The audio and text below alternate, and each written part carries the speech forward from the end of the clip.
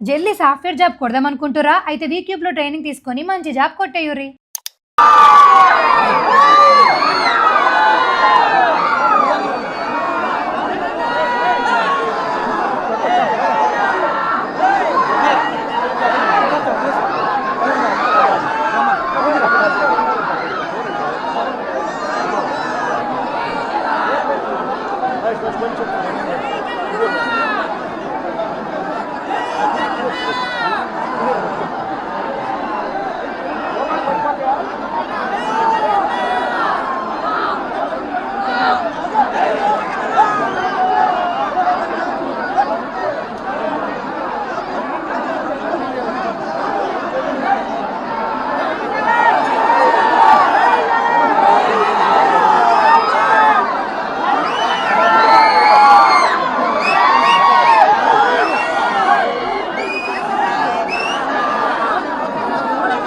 ఈరోజు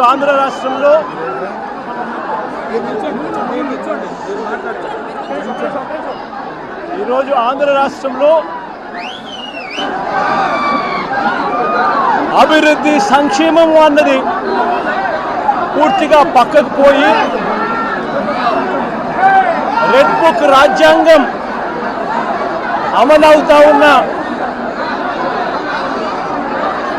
నిదర్శనము ఈరోజు నా పక్కనే ఉన్న వెంకటేశ్వరులన్న కొడుకు నాగమల్లేశ్వరరావు ఈ గ్రామానికి ఉప సర్పంచ్. ఈరోజు ఎలాంటి దారుణమైన పరిస్థితుల్లో ఈరోజు అన్న ఇక్కడ నిల్చొని ఉన్నాడు, ఎలాంటి దారుణమైన పరిస్థితులు రాష్ట్రంలో ఉన్నాయి అన్నదానికి నిదర్శనం ఈ రోజున ఈ కార్యక్రమం. సత్తెనపల్లి మండలం రెంటపాళ్ళు అనే గ్రామం, కోర్లకుంట వెంకటేశ్వర్లు అన్న నా పక్కనే ఉన్న అన్న ఈ గ్రామంలో ఆ పార్టీకి సంబంధించిన నాయకుడు. తన కొడుకు నాగమల్లేశ్వరరావు ఈ గ్రామానికి ఉప సర్పంచ్.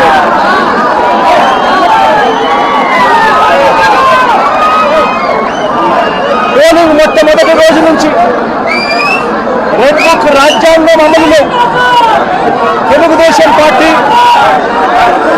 ఏ రకంగా ప్రవర్తించింది అనే దానికి నిదర్శనం ఈరోజు ఈ గ్రామంలో కనిపిస్తుంది. ఈరోజు ఇదే గ్రామంలో పోలింగ్ సమయంలో పోలింగ్కు ముందు వారికి అనుకూలమైన అధికారులందరినీ కూడా పోస్టింగ్లు ఇచ్చుకున్నారు. ఇక్కడ ఉన్న పోలింగ్ సమయంలో ఇక్కడ ఉన్న ఐజీ, ఎస్పీలు, సిఐలు అందరూ కూడా తెలుగుదేశం పార్టీని, కూటమిని గెలిపించడం కోసం ఎలాంటి అన్యాయాలు చేస్తున్నారు అన్న సంగతి ఈ ప్రాంతంలో ఉన్న ప్రతి ఒక్కరికి కూడా తెలుసు. ఆ వారం నుంచి పరిస్థితి గమనిస్తే 2024 జూన్ 4వ తారీఖున అంటే కౌంటింగ్ రోజునే అల్లర్లు చేస్తాడు అని చెప్పి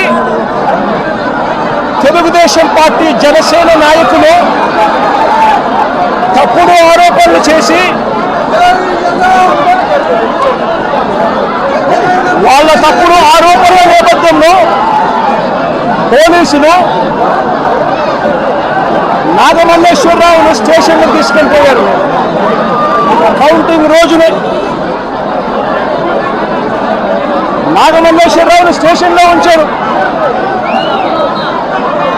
ఫలితాలు టీడీపీకి అనుకూలంగా వచ్చిన మరుక్షణమే నాగమల్లేశ్వరరావు సెల్లో వేశారు. టీడీపీకి అనుకూలంగా ఫలితాలు రావడం మొదలెట్టాక ఈ గ్రామంలో నాగమల్లేశ్వరరావు ఇంటిపై, అంటే వెంకటేశ్వరరావు ఇంటిపై తెలుగుదేశం జనసేన కార్యకర్తలు రాళ్లు విసిరారు. నాగమల్లేశ్వరరావును స్టేషన్లో ఉంచారు. నాగమల్లేశ్వరరావును ఊరిలోకి వెళ్ళడానికి వీల్లేదు అని, ఊరు విడిచిపెట్టి పోవాలి అని, లేకపోతే రౌడీ షీట్ ఓపెన్ చేస్తామని సాక్షాత్తు సిఐ రాజేషే చెప్పాడు. రౌడీ షీట్ ఓపెన్ చేయడమే కాదు, కాల్చి చంపుతామని కూడా సాక్షాత్తు సిఐ రాజేష్ అనే వ్యక్తి బెదిరించడం కూడా జరిగింది. ఆశ్చర్యం ఏమిటంటే జూన్ 4వ తారీఖు కౌంటింగ్ మొదలైతే జూన్ 5వ తారీఖు రాత్రి దాకా నాగమల్లేశ్వరరావు సెల్లోనే ఉంచుకున్నారు. అవమానించారు, బెదిరించారు. ఆయన మీద చేయకూడని నేరాలన్నీ కూడా చేశారు. 5వ తారీఖు రాత్రి తనను విడిచిపెట్టారు. నాగమల్లేశ్వరరావు గుంటూరులో ఉన్న తన సోదరుడి ఇంటికి వెళ్ళాడు. ఈ సిఐ, ఈ పోలీసులు వీళ్ళు బెదిరించిన తీరు, వీళ్ళు అవమానించిన తీరు. నాగమల్లేశ్వరరావు గుంటూరులో ఉన్న తన సోదరుని ఇంటికి వెళ్ళాడు. వెళ్ళి అక్కడి నుంచి వాళ్ళ నాన్నకు ఫోన్ చేశాడు. వెంకటేశ్వరన్నకు ఫోన్ చేసి పోలీసులు ఏ రకంగా అవమానించారు, పోలీసులు ఏ రకంగా బెదిరించారు, పోలీసులు ఏ రకంగా కొట్టారు, ఇటువంటి విషయాలన్నీ కూడా వాళ్ళ నాన్నకు చివరిసారిగా ఫోన్లో చెప్పి ఆత్మహత్య చేసుకునే కార్యక్రమానికి తాను వెళ్ళిపోయాడు. వెంటనే తన కొడుకును కాపాడుకునేందుకు, నాగమల్లేశ్వరరావును కాపాడుకునేందుకు వెంకటేశ్వర అన్న హుటాహుటిన గుంటూరుకు వెళ్ళి కొడుకును హాస్పిటల్లో చేర్పించాడు. కొడుకును హాస్పిటల్లో చేర్పిస్తే ఆ ట్రీట్మెంట్ జరుగుతూ ఉండగా నాగమల్లేశ్వరరావు ప్రాణాలు విడిచాడు. జూన్ 9వ తారీఖున నాగమల్లేశ్వరరావుకు భార్య, 2 కూతుర్లు ఉన్నారు. ఇప్పుడే కూతురు కూడా చిన్నబ్బాయి కూతురు. నాగమల్లేశ్వరరావుకు ఒక కూతురు ఉంది. ఆ కూతురు కూడా చిన్న పాప. ఇప్పుడు ఆ భార్యకు, ఆ కూతురుకు ఏం సమాధానం చెప్తారు చంద్రబాబు నాయుడు గారిని అడుగుతా ఉన్నా. మీ పాలనలో దగ్గరుండి కేవలం మీ పార్టీకి అనుకూలంగా లేరు అన్న ఒకే ఒక కారణంతో కుల ప్రస్తావన తీసుకొచ్చి అవమానించి, బెదిరించి, తిట్టి, కొట్టి ఒక మనిషి చావుకు కారణమయ్యారు.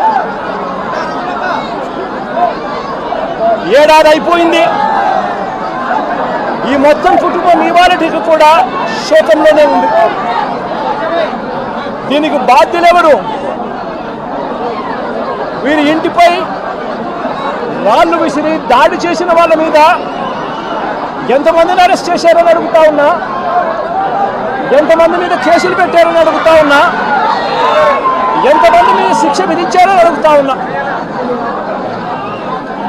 కనీసం ఇంతగా వేధించి చంపిన ఆ సిఐ మీద ఎలాంటి యాక్షన్ తీసుకున్నారు అని చెప్పి చంద్రబాబు నాయుడు గారిని గట్టిగా నిలదీస్తూ ప్రశ్నిస్తా ఉన్నా.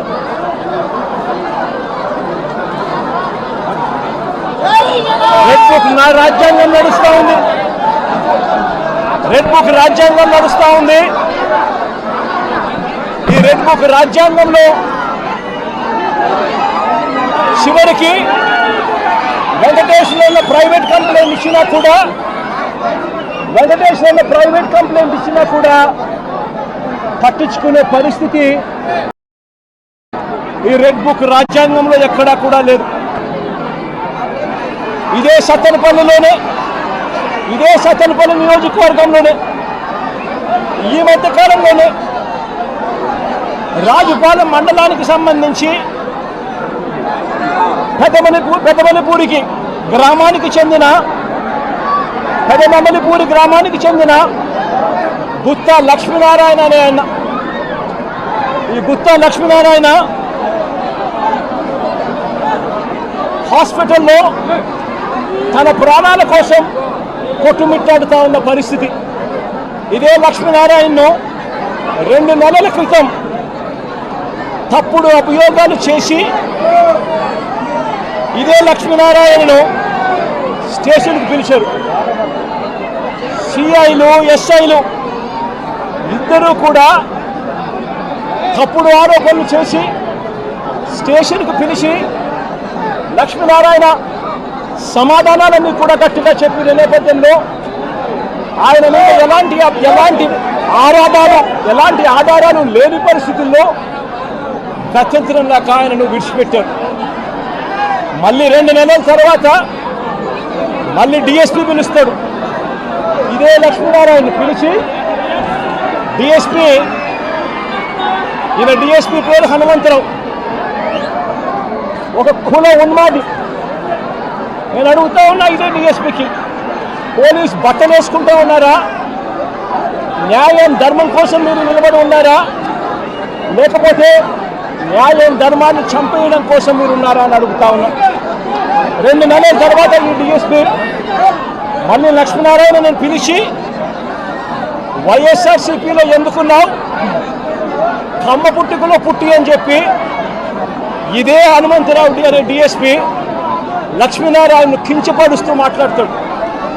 కించపరుస్తూనే మాట్లాడమే కాదు, అవమానించడము, బెదిరించడము, తప్పుడు సాక్ష్యాలు మళ్ళీ తీసుకొస్తాను, తప్పుడు సాక్ష్యాలతో నిన్ను జైలుకు పంపుతాను అని చెప్పి అవమానించి లెంపకాయలు వేసి కొట్టి బెదిరించి లక్ష్మీనారాయణను అవమానపరిస్తే లక్ష్మీనారాయణ పురుగుల మందు తాగి సూసైడ్ వీడియో తీసి తన చావుకు ఎవరు కారణము, ఎలాంటి పరిస్థితుల మధ్య తాను చనిపోయే పరిస్థితి తీసుకొచ్చారు, ఏ రకమైన కుల ఉన్మాదంతో పోలీస్ డిపార్ట్మెంట్లో ఉన్న కొందరు పనిచేస్తూ ఉన్నారు, వీళ్ళకు చంద్రబాబు నాయుడు లాంటి వ్యక్తులు, నారా లోకేష్ లాంటి వ్యక్తులు ఎలా వీళ్ళని నడిపిస్తూ ఉన్నారు అని చెప్పి వీడియో కూడా తీసి చివరికి లక్ష్మీనారాయణ పురుగుల మందు తాగి ఈరోజు తన ప్రాణాల కోసం తాను కొట్టుమిట్టాడుతూ ఉన్న పరిస్థితుల మధ్య తాను ఉన్నాడు. నేను అడుగుతా ఉన్నా, వెంకటేశ్వర విషయంలో అయితేనేమి, లేదన్నా వెంకటేశ్వరరావు కొడుకు నాగమల్లేశ్వరరావు విషయం అయితేనేమి, లేదా లక్ష్మీనారాయణ విషయం అయితేనేమి, నేను చంద్రబాబు నాయుడు గారిని సూటిగా ఒక మాట అడుగుతా ఉన్నా. ఏమయ్యా చంద్రబాబు, కమ్మవారు మా పార్టీలో ఉంటే ఏమైనా నీకు అభ్యంతరమా చంద్రబాబు అని అడుగుతా ఉన్నా. కమ్మవాళ్ళు పుట్టింది కేవలం చంద్రబాబు నాయుడు గారికి ఊడిగం చేయడం కోసమే పుట్టారట. చంద్రబాబు నాయుడు గారికి ఎవరైనా కూడా ఆయన చేస్తా ఉన్న అన్యాయాలను వ్యతిరేకిస్తే, ఆయనకు వ్యతిరేకంగా ఎవరైనా మాట్లాడితే చంద్రబాబు నాయుడు గారు వారిని వెంటాడి వేధించి హింసించి జైల్లో పెట్టడం, దొంగ కేసులు బడాయించడం, దొంగ సాక్ష్యాలు సృష్టించడం, చివరికి వారు ప్రాణాలు తీసుకునేలా వారిని అవమానించడం కేవలం చంద్రబాబు నాయుడు గారికి మాత్రమే చెల్లు. నేను అడుగుతా ఉన్నా, ఏం పాపం చేశాడని నాగమల్లేశ్వరరావును చంపారు అని చంద్రబాబు నాయుడు గారిని గట్టిగా నిలదీస్తూ అడుగుతా ఉన్నా. ఏం పాపం చేశారు అని చెప్పి తనను పొట్టను పెట్టుకున్నారు అని అడుగుతా ఉన్నా ఇదే చంద్రబాబు నాయుడు గారిని. ఏం పాపం చేశారు అని లక్ష్మీనారాయణను ఆత్మహత్య చేసుకునే విధంగా తనను ప్రేరేపించే ప్రయత్నం, బెదిరించి హింసించి ఆ స్థాయికి తనను తీసుకొచ్చే కార్యక్రమం ఎందుకు చేశారు చంద్రబాబు అని అడుగుతా ఉన్నా. ఏం పాపం చేశారని వల్లభనేని వంశీని ఇదే కమ్మ సామాజిక వర్గానికి చెందిన ఎక్స్ఎమ్మెల్యే, మా పార్టీకి సంబంధించిన ఎక్స్ఎమ్మెల్యే ఇదే వల్లభనేని వంశీని ఇన్ని రోజుల పాటు జైల్లో పెట్టారు. ఒక కేసులో బెయిల్ వస్తేనే బెయిల్ వచ్చేదాకా గమ్మనుంటారు. బెయిల్ వచ్చిన తర్వాత వెంటనే ఇంకొక కేసు కడతారు, మళ్ళీ జైల్లోనే పెట్టే కార్యక్రమం చేస్తారు. ఇవాళకి దాదాపుగా 2 నెలలు దాటిపోయింది. ఇవాళకి కూడా వంశీ జైల్లోనే చంద్రబాబు నాయుడు గారి సేడిజంకు బలవుతూ ఈరోజు వంశీ కూడా జైల్లోనే మగ్గుతూ ఉన్నారు. ఏం పాపం చేశారని అడుగుతా ఉన్నా. ఒకటి అయిపోయిన తర్వాత మరొకటి తప్పుడు కేసులు పెట్టుకుంటూ వస్తూ ఉన్నారు. నేను అడుగుతా ఉన్నా, ఏం పాపం చేశారని కొడాలి నానిని మా పార్టీకి సంబంధించిన మరో కమ్మ నాయకుడు, మా పార్టీకి సంబంధించిన ఎక్స్ మినిస్టర్ కూడా ఏం పాపం చేశాడు అని చెప్పి తన మీద తప్పుడు కేసులు బనాయించి తనను హరాస్ ఎందుకు చేస్తా ఉన్నారని అడుగుతా ఉన్నా ఇదే చంద్రబాబు నాయుడు గారు. ఏం పాపం చేశారు అని అబ్బాయి చౌదరి బెంగళూరుకు సంబంధించి మా పార్టీకి సంబంధించిన ఎమ్మెల్యే, ఎక్స్ఎమ్మెల్యే ఏకంగా 9 కేసులు పెట్టారు. ఒక కేసు అయిపోయిన వెంటనే మరొక కేసు పెట్టి అబ్బాయి చౌదరిని చిత్రహింసలు గురి చేస్తూ ఉన్నారు. ఏం పాపం చేశాడని చెప్పి ఈ మాదిరిగా చేస్తూ ఉన్నారని అడుగుతా ఉన్నా. నా పక్కనే దేవనేని అవినాష్ ఉన్నాడు. అవినాష్ ఏం పాపం చేశాడు అని చెప్పి అవినాష్ను కూడా కేవలం కమ్మ సామాజిక వర్గంలో పుట్టాడు, చంద్రబాబు నాయుడును వ్యతిరేకిస్తున్నాడు, చంద్రబాబు నాయుడుకు ఊడిగం చేయడం ఇష్టం లేదు అన్నాడు అన్న ఒకే ఒక కారణంతో అవినాష్ను కూడా కేసుల మీద కేసులు పెట్టి రోజు హింసించే కార్యక్రమమే చేస్తూ ఉన్నాడు. కోర్టులకు పోయి బెయిల్ తెచ్చుకొని రోజు చంద్రబాబు నాయుడు గారితో యుద్ధం చేస్తూ ఉన్నాం. నేను అడుగుతా ఉన్నా, ఏం పాపం చేశారు అని తలసిల రఘురామ్ మా పార్టీకి సంబంధించిన ఎమ్మెల్సీ నాతో పాటు 15 సంవత్సరాలు నాతో పాటు ప్రయాణం చేశాడు. ఏం పాపం చేశాడు అని చెప్పి ఆయన మీద 3 కేసులు పెట్టి ఆయనను కూడా చిత్రహింసలకు లోన్ చేస్తూ ఉన్నారు. ఏం పాపం చేశారని అడుగుతా ఉన్నా. మా పార్టీకి చెందిన ఇదే కమ్మ సామాజిక వర్గానికి సంబంధించిన ఎక్స్ ఎంపీ ఎంబీబీ సత్యనారాయణ ఏం పాపం చేశాడు అని చెప్పి ఎంబీబీ సత్యనారాయణను చివరికి తాను వ్యాపారాలు కూడా ఆంధ్ర రాష్ట్రంలో చేసే పరిస్థితి లేకుండా తనను రాష్ట్రం నుంచి కూడా వెళ్ళగొట్టే కార్యక్రమం చేసి తనను బెదిరించి తప్పుడు సాక్ష్యాలతో తప్పుడు కేసులు బనాయించి ఇబ్బందులకు ఎందుకు గురి చేస్తూ ఉన్నారు అని చెప్పి గట్టిగా అడుగుతా ఉన్నా. ఏం పాపం చేశారు అని నంబూరు శంకర్రావు మా పార్టీకి సంబంధించిన ఎక్స్ఎమ్మెల్యే నంబూరు శంకర్రావు ఏం పాపం చేశారు అని చెప్పి ఆయన మీద కూడా తప్పుడు కేసులు బనాయిస్తూ ఉన్నారని అడుగుతా ఉన్నా. ఏం పాపం చేశాడు అని చెప్పి బ్రహ్మనాయుడు, నంబూరు శంకర్రావు అన్న బ్రహ్మనాయుడు అన్న ఇద్దరు ఎక్స్ఎమ్మెల్యేలు, ఒకరు పెదకూరుపాడు, ఒకరు వెనుకొండ, ఇద్దరు ఎక్స్ఎమ్మెల్యేలు ఏం పాపం చేశారు అని చెప్పి వీళ్ళని చిత్రహింసలకు లోను చేస్తూ తప్పుడు కేసులన్నీ కూడా బనాయించే కార్యక్రమం ఎందుకు చేస్తూ ఉన్నారని అడుగుతా ఉన్నా. నా పక్కనే తెనాలి ఎక్స్ఎమ్మెల్యే శివ ఉన్నాడు. ఏం పాపం చేశాడు అని చెప్పి శివను కూడా తప్పుడు కేసులతో రోజు బెదిరించే కార్యక్రమం, కాలేజీలకు ఇవ్వాల్సిన ఫీజు రీయింబర్స్మెంటు బకాయిలు పెట్టడమే కాకుండా కాలేజీలకు ఇన్స్పెక్షన్ అంట, మళ్ళీ కాలేజీల్లో వెరిఫికేషన్ అంట, మళ్ళీ రోజు హెరాస్మెంట్ అంట.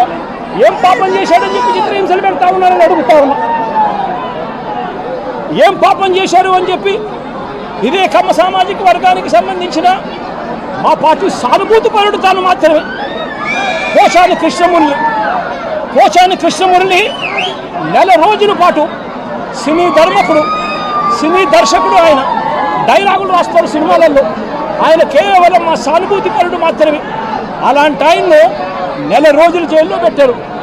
శ్రీకాకుళం నుంచి కడప దాకా రకరకాల స్టేషన్లన్నీ కూడా ఒక స్టేషన్ అయిపోయిన తర్వాత మరో కేసు పెడతారు. నెల రోజుల పాటు 9 కేసులు పెట్టి కోసారి కృష్ణమూర్తిని నెల రోజుల పాటు వివిధ స్టేషన్ల చుట్టూ తిప్పుతూ తప్పుడు కేసులు పెట్టారు. ఏం పాపం చేశారని అడుగుతా ఉన్నా. ప్రముఖ సినీ నిర్మాత దగ్గుపాటి సురేష్, దగ్గుపాటి రామానాయుడు కొడుకు ఏం పాపం చేశాడు అని చెప్పి తనకు వైజాగ్లో తన ల్యాండ్ను క్యాన్సిల్ చేశారు అని చెప్పి ఇదే చంద్రబాబు నాయుడు గట్టిగా నిలదీస్తూ అడుగుతా ఉన్నా. ఏం పాపం చేశారు అని చెప్పి రాజ్ కుమార్ను, తన భార్య కృష్ణవేణిని, మంగళగిరికి సంబంధించిన వాళ్ళు, రాజ్ కుమార్ అనే వ్యక్తి కమ్మబ్బాయి, కృష్ణవేణి అనే వ్యక్తి కమ్మబ్బాయిని పెళ్లి చేసుకుంది. సోషల్ మీడియాలో చంద్రబాబు నాయుడు గారికి వ్యతిరేకంగా, జగన్కు అనుకూలంగా 4 మాటలు రాశారు. వాళ్ళు చేసిన పని అంతకన్నా ఇంకా ఏమీ లేదు. వాళ్ళని ఏకంగా వాళ్ళ మీద 11 కేసులు పెట్టి ఏకంగా నెల రోజుల పైగా వాళ్ళని జైళ్ళల్లో పెట్టి తిప్పారు. ఏకంగా ఆ పిల్లాడు ఫోటో చూస్తే సోషల్ మీడియాలో బాధ అనిపిస్తుంది. లోకేష్ ఫోటో పెట్టి ఆ పిల్లాడు రాజ్ కుమారు మోకాళ్ళ మీద నిలబడి ప్రాధేయపడతా ఉన్నట్టుగా దగ్గరుండి వాళ్ళ తెలుగుదేశం సంబంధించిన కార్యకర్తలు కొట్టి ఆయనతో చొక్కా ఇప్పించి ప్రాధేయపడేట్టుగా చేస్తా ఉన్నారు. నేను అడుగుతా ఉన్నా, ఏం పాపం చేశాడని చెప్పి మరో సోషల్ మీడియా కార్యకర్త చిన్నపిల్లాడైన ఇంటూరు రవికిరణ్, ఈ ఇంటూరు రవికిరణ్ మీద ఏకంగా రాజమండ్రి పిల్లోడు, తాను కమ్మ సామాజిక వర్గానికి చెందిన వ్యక్తి, కేవలం చంద్రబాబు నాయుడు గారిని విభేదించినందుకు ఏకంగా 19 తప్పుడు కేసులు పెట్టి నెలల తరబడి స్టేషన్ల చుట్టూ తిప్పారు. నేను అడుగుతా ఉన్నా, ఏమయ్యా చంద్రబాబు, కమ్మారంటే కేవలం నీకు ఊడిగం చేయడం కోసమే పుట్టారా? నీకు తోడు ఒక ఈనాడు, ఒక ఆంధ్రజ్యోతి, ఒక TV5, మీరంతా ఒక దొంగల ముఠ. మీరంతా రాష్ట్రాన్ని దోచుకున్నది మీరంతా కూడా పంచుకోవడం, ఇది మీరు చేస్తూ ఉన్న పని. మీ పనిలో మీకు చంద్రబాబు నాయుడు గారు అనే వ్యక్తి ముఖ్యమంత్రిగా ఉండడం, మీరు దోచుకునేదానికి మీకు అవసరం. కాబట్టి మీరు దోచుకునేదానికి చంద్రబాబు నాయుడు, మీరు కలిసి గజదొంగలుగా దోచుకునేదాని కోసం మీ అన్యాయాలను ఏ ఒక్క కమ్మారైనా కూడా ఏలెక్కు చూపిస్తే చాలు, అనగదొక్కడానికి ఏమాత్రం కూడా వెనకాడని నీ నైజం చూస్తూ ఉంటే అసలు నువ్వు మనిషివేనా చంద్రబాబు నాయుడు గారు అని చెప్పి చంద్రబాబు నాయుడు గారిని గట్టిగా నిలదీస్తూ ప్రశ్నిస్తూ ఉన్నా. చంద్రబాబు నాయుడు గారిని వెనకేసుకొస్తూ ట్రోలింగ్ చేస్తూ చంద్రబాబు నాయుడు గారికి ఎవరైనా కూడా వ్యతిరేకిస్తే వాళ్ళు కమ్మ సామాజిక వర్గంలో తప్పు పుట్టారన్నట్టుగా వాళ్ళ మీద కక్ష కట్టి ట్రోలింగ్ చేస్తూ ఇదే ఈనాడు, ఇదే ఆంధ్రజ్యోతి, ఇదే TV5, ఇదే తెలుగుదేశం పార్టీకి సంబంధించిన సోషల్ మీడియా వీళ్ళు ప్రవర్తిస్తూ ఉన్న తీరు రాక్షసుల కన్నా అన్యాయమైన తీరు కాదా అని అడుగుతా ఉన్నా. నేను ఒకటే చెప్తా ఉన్నా, ఈరోజు రాష్ట్రంలో రెడ్ బుక్ రాజ్యాంగం జరుగుతూ ఉంది.